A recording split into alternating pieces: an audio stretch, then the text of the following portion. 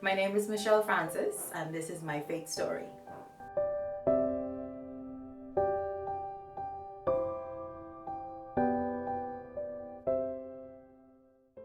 Tell us about yourself. Okay, well, I am 40 years old. I come from a very big family, 4 boys, 4 girls. I'm the last of 8, and I've been married for 12 years. So, how was growing up with 8 siblings? It was a lot of fun. Growing up with 8 siblings was a lot of fun. I was the baby of the family, so I was in everything. I would say, the center of everything. I was filled with a lot of love, a lot of affection, and I think that had a lot to do with who I am today. Okay. I started at Grace Gospel preschool, and then St. Thomas More, and then St. Augustine's, and the College of Arms. So, at SAC would be your first encounter with Yes. puberty. Yes. So wonderful life Yes. of puberty. So Great. tell us about that. Yeah, grade 9. Yes, I experienced puberty at grade 9. Saw my monthly for the first time. I was about 12 or 13. And that shook me up. Because, you hear about it all the time. Like, okay, this is what is expected. This is what a girl is going to go through. But then when you have it, and you're like, oh, okay, it's here. And so I experienced that for the first time in the 9th grade. And after that, I didn't experience it anymore. So there was a big break. So, did you ever ask your mom or your sisters about that? They knew, at least my mom knew, but she didn't make it a big deal because she too was a late bloomer. So she just chalked it up to that. And it wasn't until I was maybe in the 12th grade and the last year I was like, okay, something has to be wrong. All my friends, they're talking about their period and all of that, and I just couldn't engage in that conversation. So I knew that something was wrong, but I didn't think that it was something that needed attention. I figured it would just regulate itself. Did you ever go to any doctors or anything after that? No, I did not. Just I hoping know that was, it regulated. Yeah, I just was hoping that it was would regulate. It was almost like a denial, I think, and I just chalked it up to hormones being in balance. Mommy was like, okay, your hormones are in balance. And it wasn't until I became a young adult that I was like, okay, I need to check this out. Okay. So, tell us about when did Mr. Francis come into the picture? Mr. Francis. Mr. Francis, my husband, was actually always in the picture because we went to high school together. Now, he says he noticed me from grade 7, but I didn't really notice him until grade 10. But anyway, that's another story. That's another story. But we were always friends. And it wasn't until he went off to college, came back, that he expressed interest. And so we just decided to go from friends into a relationship and see how it goes. So he came along at about maybe 23, 24 that we decided to go into a relationship. We got married in 2007. But before that, he would always say, well, you always one way all the time. I don't see you, your face don't break out, you don't be moody. You like, I can never tell when it's your time of the month. And so I never told him, and I just looked at him and I just brushed it off. I was like, I can tell this man I don't see my period, because I know if it's not regulated, it's limiting the chances of me having a child. But I didn't say anything. We got married in 2007. We got engaged in 2005. So it wasn't until I was engaged that I actually told him that, hey, I'm irregular. I do not see my period, which means that, I don't know when I will be pregnant. And to backtrack with my mom, She would tell me stories about people that got pregnant and didn't know. So I was like, okay, maybe I'm one of those, so that kind of, something with the doctor too. What was his response to that? Or that he didn't care or he didn't understand? I think it was a little bit of both. He was like, okay, I knew something was wrong, but he didn't use the word wrong, but he was just like, okay, it makes sense now because I don't, no pain, no cramps or anything like that. But he's like, okay, well, he didn't panic or anything like that. And he was like, okay, well, I guess you just don't see your period regularly. Yeah. That's When it became concerning, I would say maybe the second year into the marriage, second, third year. And it is amazing because denial is something, or like it was almost like a false hope. I was like, okay, once we get married and we're married now, so hopefully, but nothing happened. And it started to become a concern when people were asking. It didn't bother us because he knew, okay, Michelle's situation. My family knew, like the girls in my family, my sisters, they knew my situation, but it wasn't until people started asking, hey, when y'all having a child, or, what happened here, y'all shooting blanks there, what was happening? And so I was like, okay, what's happening? So I decided to bite the bullet and go to the doctor. My sister went with me, and so I told the doctor what I was having and the fact that I didn't see my period since I was 12, 13, and he was like, what? You take this long? What's happening? And he gave me a whole list of blood work to do to find out what it was, and once I get this done, then come back. So it was that came, like, that became a reality for me. Like, people are wondering, not that I was concerned with people, but it kind of made me realize that what's happening. Like, other people are observing it. It didn't, like I said, it didn't bother my husband and I. We figured it would happen when it happened. But when people were asking, I kind of like, okay, let me just see what's going on. Because I knew that my husband wanted a family. So that kind of triggered it. I wanted to piggyback on something you said. You said you knew that he wanted a family. Was that something that you always wanted, coming from a big large family? Yes, I did. And then my nieces and nephews were always like my kids. So I did want it, but it was almost like I wanted it, but realistically, I wasn't doing anything to, like, make it happen. I was in denial, maybe because I didn't want to hear what I thought I would hear. So I was like, okay, let me just check, So after coming from the doctor, now, like I tell myself, this wasn't the wisest thing to do. Now I would, if I got that list and I got that blood work, I would go and get it done. But like I said, operating in denial. So what I did was, I took that blood work and I put it in the Bible, because I had faith too. I just always believed that it would happen. We've had people during that time, well, like I say, ask what happened, shooting blanks.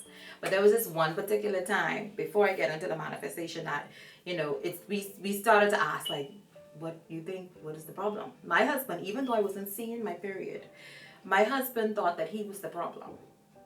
And he was like, well, it'd have to be me. Like, my family on his side, they don't have a lot of boys, and don't have a lot of kids, very limited amount, because he came from a family of 3. And then his cousins, they just not a lot of kids. So he thought it was him.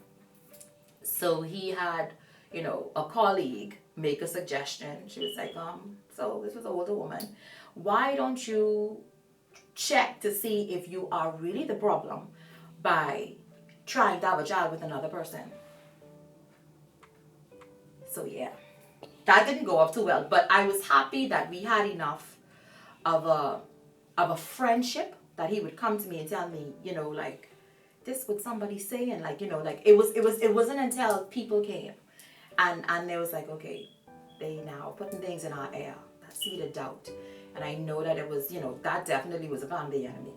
It was a what, because it was like a what if. Why don't you try it? I was like, try it? Okay, try it and see what's gonna happen. But anyway,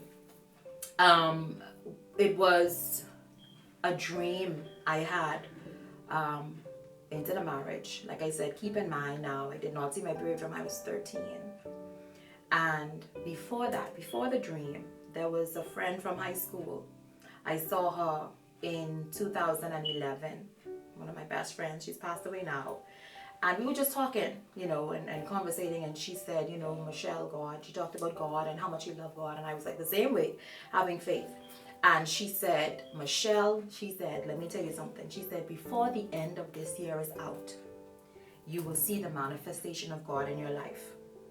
I did not tell her what I was going through. I did not tell her that I didn't see my period all this time because I was in my 20s now, married.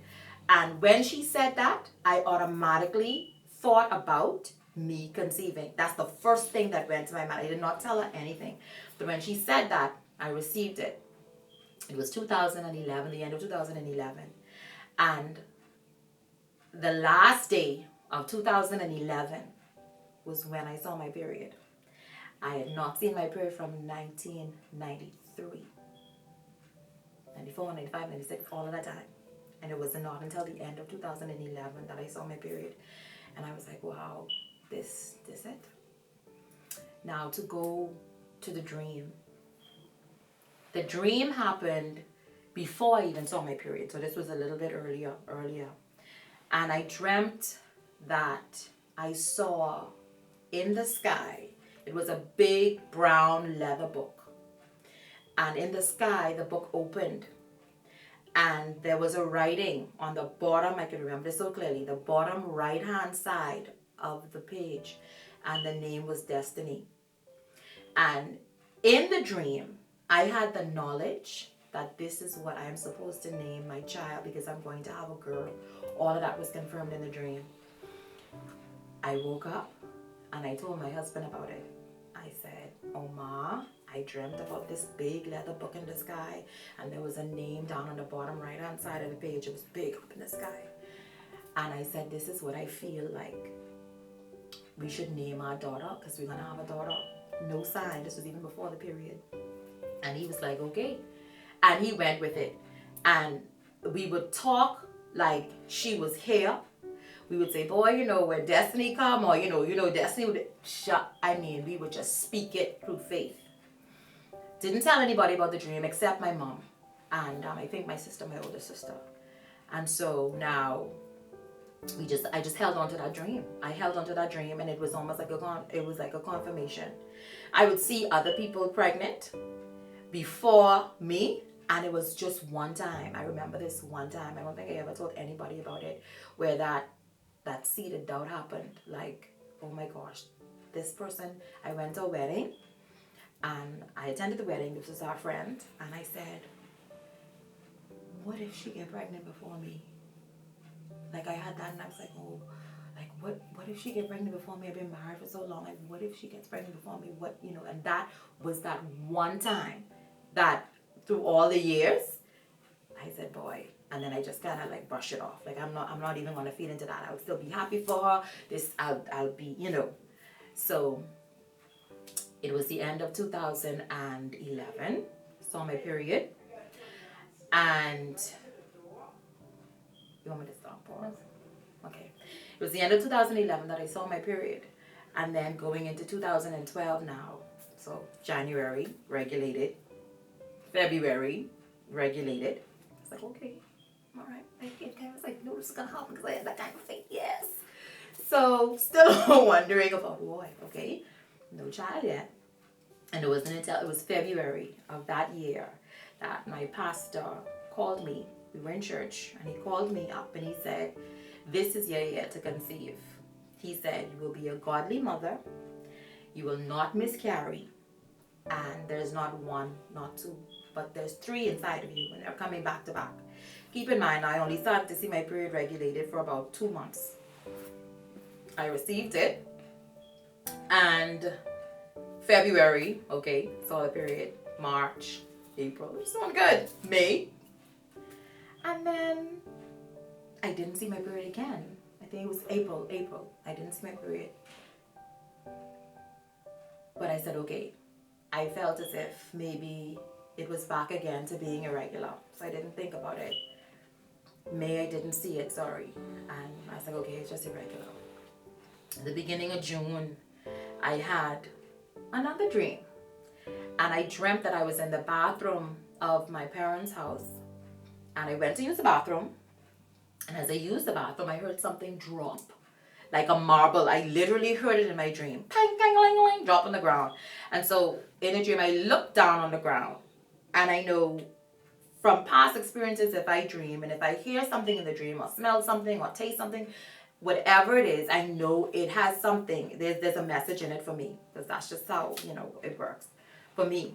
So I looked down on the ground and I picked up, it was a marble, like a marble, but it was like it was round, sorry, and it was a skull. It was a skull that dropped from me in the dream. And as I picked up the skull, then muscles formed over the skull, then skin, and then a face. And this face had the brightest eyes. I could still see it. The brightest eyes ever. And it opened its eyes, of course, brightest eyes, looked at me, and it gave a half smile. Like it was like a little, And I pitched up out of my dream, and I was like, what was that about?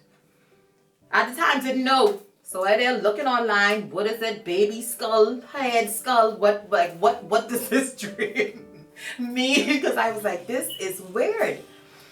And so June, I saw what I thought was my period. And it only lasted for like 2 days. And I was like, listen, something really wrong now. I really need to just get rid of this fear, get rid of this doubt, get rid of this denial, and find out what is it that's going on with my body. So my husband and I went on a trip, and I noticed I was just like, my heart skipping a beat, feeling a little tired, and I was like, okay, I just probably need some rest. So I went away. Before I went away, I packed all kind of vitamins, vitamin B, all type of things, because I was just like saying, just tired, all omega, all that type. So I was popping all those vitamins. And my niece at the time, she contacted me, and they call me Nikki, that's my nickname. And so she said, hey, Nikki, she said, I see my period. And I was like, well, I see my period either. I say, it's just the moon. I say, because I haven't seen it. I'm not regular either. But anyway, she took a test, and she's like, Nikki, I have a baby. And I was like, what? So anyway, I see my period either. I said, let me just take it for the fun of it. And I bought a pregnancy test, and I told my husband I was going to take it. In the same bathroom that I dreamt this marble sounding skull dropped out of me was the same bathroom that I took the pregnancy test in. And I followed the steps on the pregnancy test, and lo and behold, 2 lines pop up. And I was like, I was very shocked. Let's just put it that way, very shocked. I could not believe that I was pregnant, and I wanted to do this story because I felt as if one, it needed to be told. And I felt as if for a while I watered down this miracle. And I felt as if I needed it to be heard, I needed to be seen, because there are people out there that are going through the same thing that I went through. I ignored the fact that I couldn't conceive. And it wasn't until the Lord told me that He had my wombs closed. And I am indeed a miracle. Because if you look at it through the natural eyes and you have not seen your period for more than 10 years, and then all of a sudden it regulated, got pregnant, and from that day to this, I have been regular. That's a miracle. And I would be doing the body of Christ and doing the kingdom a disservice if my story did not get out there because somebody needs to hear it. And if it could happen to me, it could happen to anybody, anyone. Destiny is here. Destiny just turned 7. And Destiny is not the only one. God gave me another child. And I just know it's not doctors, it's not me, wasn't a special pill that I took. It was just raw faith, raw healing. And like I said, I just felt as if my story needed to be out there because it was all God. I did not operate in wisdom at the beginning. I operated in denial because I should have gone to the doctor. I should have found out what happened. But faith and fear don't operate in the same atmosphere. And I had to realize that it was a little fear and denial first. So once I realized that, and I know that, hey, this is God, this has to be God. God was telling me in the dream, it was confirmed. And then another dream with the skull, it was all God. And like I said, I cannot go on any further without my story being out there to encourage women, to encourage family, to encourage men that, hey, listen, it can happen. God is real, and He did it for me. So that's my big story.